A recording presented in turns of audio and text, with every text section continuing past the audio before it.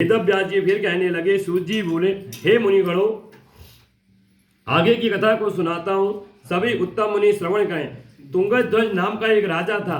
अपनी प्रजा के पालन में वह तत्पर रहता था। भगवान श्री सत्यनारायण के प्रसाद को त्यागने से उस राजा को बड़ा दुख प्राप्त हुआ। एक बार क्या हुआ, उस राजा ने वन में जाकर अनेकों प्रकार के पशुओं का वध किया और वध करने के बाद एक वृक्ष के नीचे बैठकर आराम करने लगा। तो उसी जंगल में कहीं कोई वृक्ष का एक वृक्ष होता है। उस वृक्ष के नीचे कुछ छोटे छोटे ग्वालबाल जो हैं भगवान का पूजन कर रहे थे। उस राजा की नज़र वहां पहुंच गई, लेकिन राजा ने अभिमान किया। उसने कहा, मैं तो हूं राजा, ये हैं छोटे छोटे ग्वालबाल, मैं इनकी पूजा में क्यों जाऊं। राजा वहां नहीं गया। ग्वालबालों ने क्या किया, श्री सत्यनारायण भगवान जी की पूजा संपन्न की और प्रसाद को लेकर राजा के सम्मुख ले आए।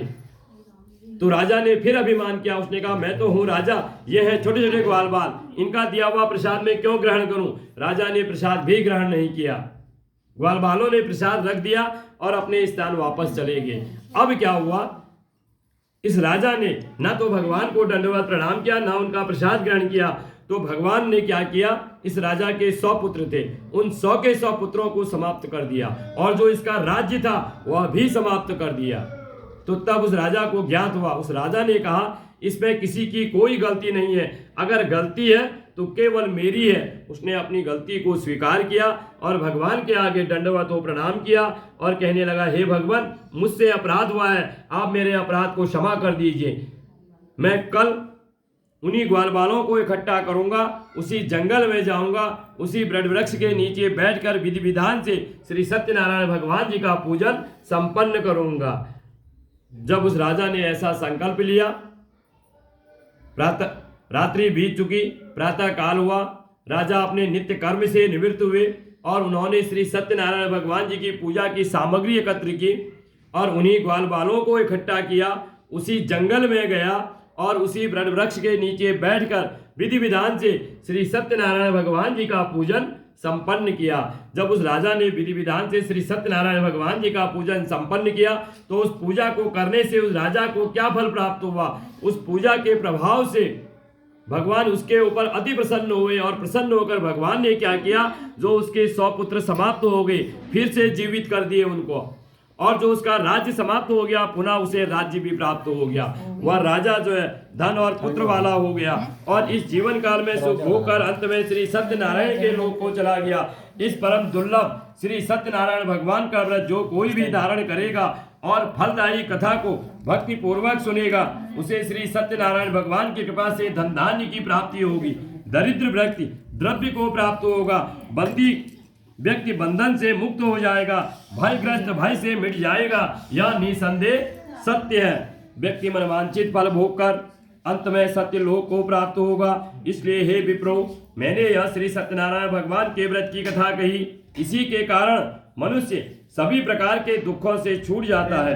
कलयुग में सत्यनारायण भगवान की पूजा ही विशेष रूप से फलदायी है। कोई श्री सत्यनारायण को काल कहते हैं, कोई उन्हें ईश्वर कहते हैं, कोई उन्हें सत्यदेव कहते हैं और कोई उन्हें श्री सत्यनारायण भगवान कहते हैं। श्री सत्यनारायण भगवान कहते हैं। कलयुग में सत्य व्रत रूपी सनातन श्री सत्यनारायण भगवान ही होंगे। सभी को मनोवांछित फल देने के लिए भगवान विष्णु ने अपना दूसरा अवतार श्री सत्यनारायण के रूप में धारण किया हुआ है। इसलिए हे मुनीश्वरों, जो कोई मनुष्य विधि विधान से श्री सत्यनारायण भगवान जी का पूजन करेंगे तो भगवान की कृपा से उनके समस्त पाप जो है समाप्त हो जाएंगे। सूत जी फिर बोले, हे मुनीश्वरों, जिन्होंने श्री सत्यनारायण भगवान का व्रत पहले किया, अब उनके बारे में बतलाता हूं, आप लोग ध्यान से सुनिए। महान बुद्धिमान शतानंद ब्राह्मण सुदामा हुए। उन्होंने अपने आप को मोक्ष प्राप्त करने के लिए क्या किया, श्री कृष्ण भगवान जी की आराधना की, तब उन्हें मोक्ष का धाम प्राप्त हुआ। लकड़ी बेचने वाला लकड़हारा भिल्ल गुहराज हुआ। उसने अपने आप को मोक्ष प्राप्त करने के लिए क्या किया, श्री रामचंद्र जी की सेवा की, तब उन्हें मोक्ष का धाम प्राप्त हुआ। राजा उल्कामुख महाराजा दशरथ हुए।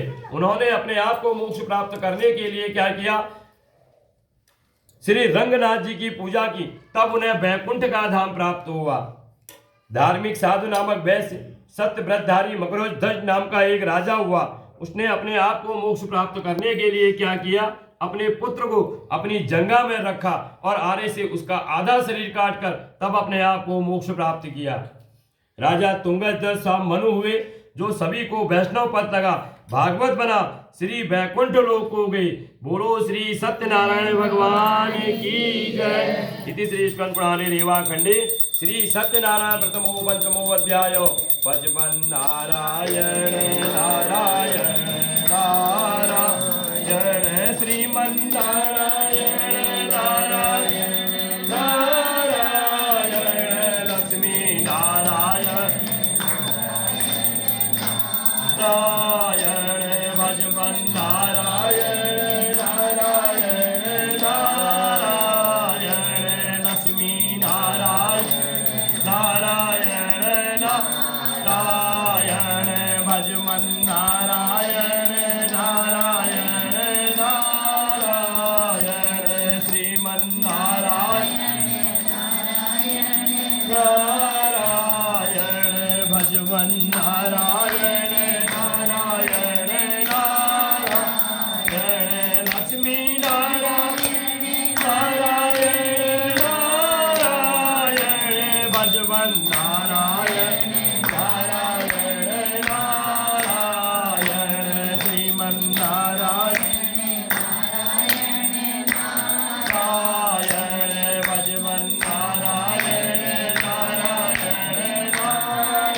नारायण श्रीमन नारायण नारायण नारायण भजबन नारायण नारायण श्रीमन नारायण नारायण नारायण भजबन नारायण नारायण नारायण लक्ष्मी नारायण नारायण नारायण भजबन नारायण नारायण नारायण श्रीमन नारायण नारायण नारायण भजबन नारायण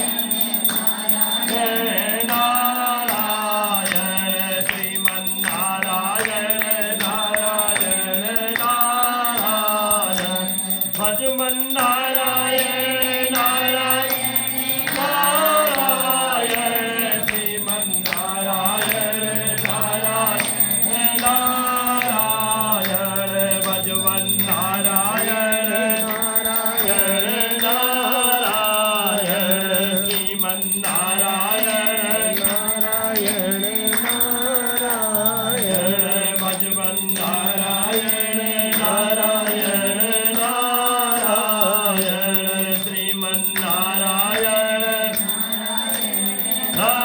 नारायण भजबन नारायण नारायण नारायण श्रीमन नारायण नारायण नारायण भजबन नारायण।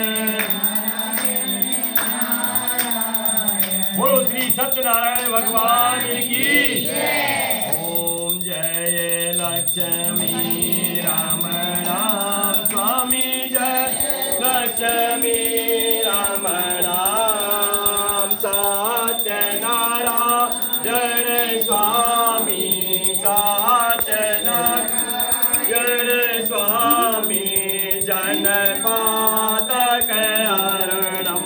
ओम जय लक्ष्मी राम राम रात जड़ित सिंहासन अद्भुत छविराजे स्वामी अद्भुत छविराजे नारद करतन नारद करतन जन घंटा ध्वनि बाजे। ओम जय लक्ष्मी राम राम प्रकट पाए कलिकारण विधि को दरद दियो स्वामी को दरद दियो।